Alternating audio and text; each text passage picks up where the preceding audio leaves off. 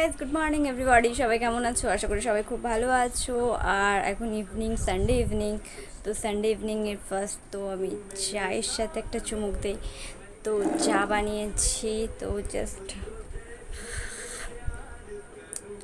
সানডেতে চায়ে চুমুক দেওয়ার একটা আলাদাই মজা আছে। তো এই দেখো,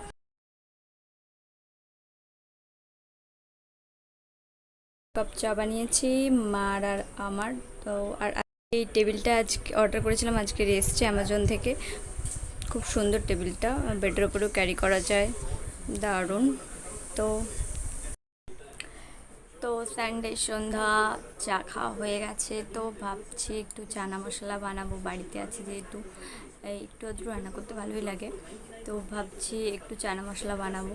তো কীরকমভাবে বানাই চলো তোমাদেরকে দেখাবো। আর সানডে থাকলেই আমি ঘরে চিকেন বা কিছু বানাই, বাট আজকে চিকেনটা হয়নি। তো সন্ধ্যেবেলা তাই জন্য ভাবলাম যে ভাই আছে আর সবাই ঘরে আছে, তো সন্ধ্যেবেলা একটু চানা মশলা বানাবো। চলো দেখি কেমন চানা মশলা বানাতে পারি। কোনো দিন কিন্তু আমি চানা মশলা বানাইনি, আজকে ফার্স্ট টাইম চানা মশলা বানাচ্ছি। তো কেমন হবে জানি না, বাট ট্রাই করব যে কেমন হয়, দেখা যাক। কালকে ডেকোরেশনটা দেখতেই পাচ্ছ। চানা মশলার জন্য আমি নিয়ে নিয়েছি তেজপাতা, শুকনো লঙ্কা, জিরে, গোটা জিরে আর গোটা গরম মশলা। আর এদিকে এদিকে নিয়েছি তোমার পেঁয়াজ কুচনো, একটু আদা বাটা, রসুন বাটা, টমেটো পিউরিফাই আর তোমার হচ্ছে পেঁয়াজ কুচানো, এগুলো নিয়ে নিয়েছি। এগুলো ইনগ্রেডিয়েন্টস। আর সঙ্গে দেবো জাস্ট জিরে গুঁড়ো আর চানা মশলা। ব্যাস এইটুকুনি দিয়েই আমি চানা মশলা বানাবো।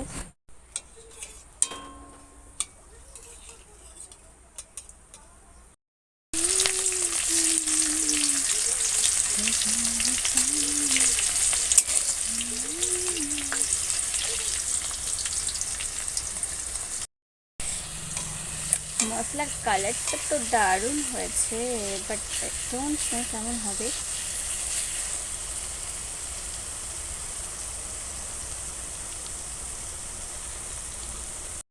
তো আমার চানা মশলা বসানো হয়ে গেছে, এইবার জাস্ট ফুটে গেলে তারপরেই দেখবো। এত গরম লাগছে রান্নাঘরে, জাস্ট কি বলবো। চানা মশলাটা বসিয়ে জাস্ট আমি চলে এসেছি। তো চানা মশলা হতে হতে ততক্ষণ আমি অন্য কাজ করে নেব, তাই জন্য চলে এসেছি। প্রচণ্ড গরম লাগছে। তো চুলটাকে ফার্স্ট তুলে নেই। তো চানা মশলাটা হতে হতে ততক্ষণ আমি একটা জাস্ট প্যাক ইউজ করব। পিম্পল হয়েছে, পিম্পল যে এত বেড়ে যাচ্ছে, কমছে না, কোনো রেমেডিস কাজ করছে না। অল ট্রাই করেছি আমি, অ্যালোভেরা থেকে বোরোলিন থেকে শুরু করে। মেডিসিন আমি নিইনি কখনো, আর মেডিসিনের প্রতি আমার ইন্টারেস্টও নেই যে মেডিসিন নিয়ে পিম্পল কমাতে হবে। তো ওই জন্য আমি পিম্পলের ওপরে কোনো দিন আমি তোমাদেরকে কোনো প্রোডাক্টও দেইনি বা কোনো সলিউশন দিইনি। অ্যাকচুয়ালি আমি নিজেই কোনো সলিউশন পাচ্ছি না পিম্পলের।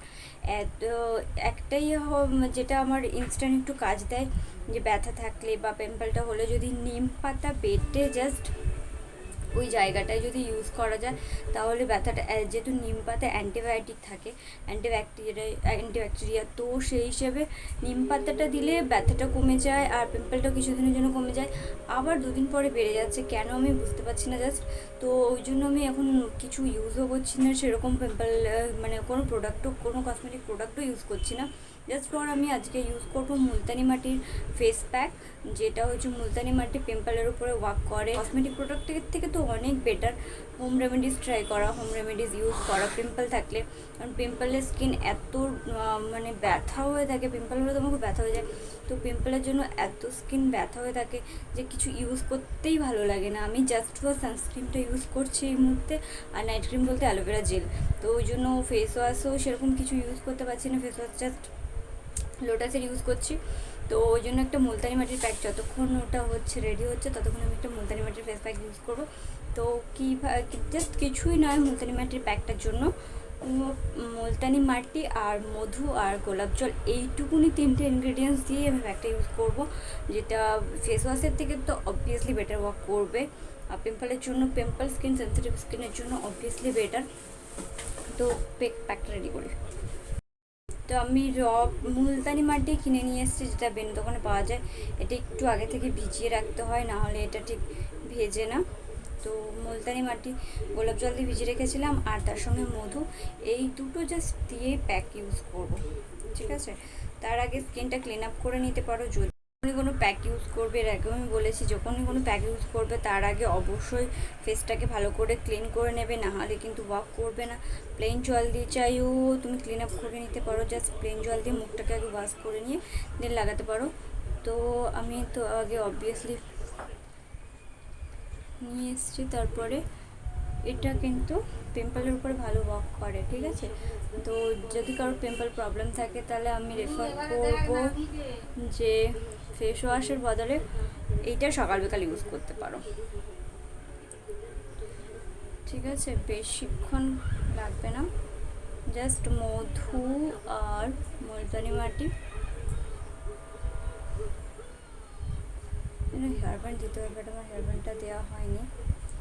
ওকে, তোমরা হেয়ার ব্যান্ড ইউজ করো বা কিছু একটা জাস্ট দিয়ে, যাতে আর যেটা পিম্পল এরিয়া সেখানটা একটু বেশি করে দেবে।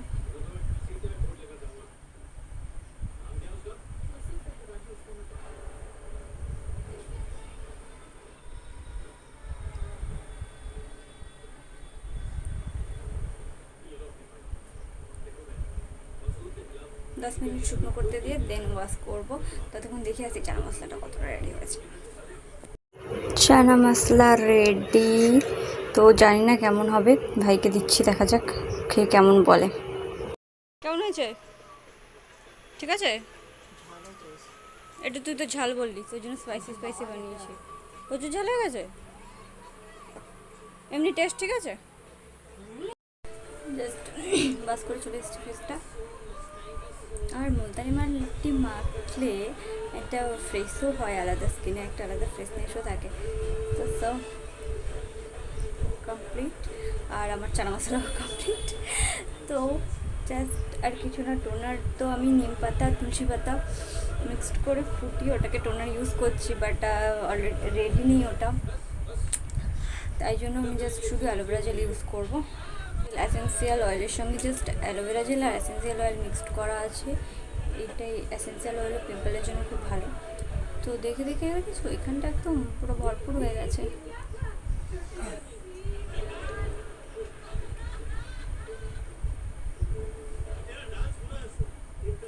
আর নাইটে কিছু ইউজ করবো না, দ্যাটস এনাফ।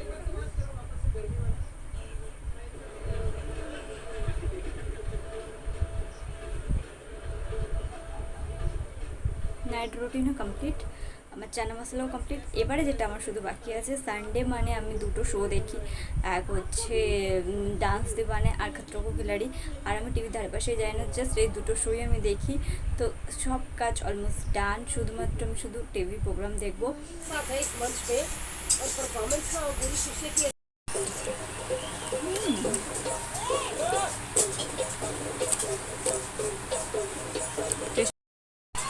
ঝালটা খুব বেশি হয়নি তো, ঠিকই তো আছে, তখন একদম গরম গরম। বাট ভালো যে। ওমা আহো আহো,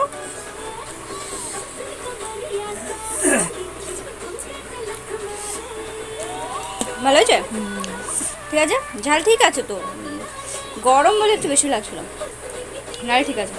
ওটা দিয়ে খেলে ঝাল লাগবে।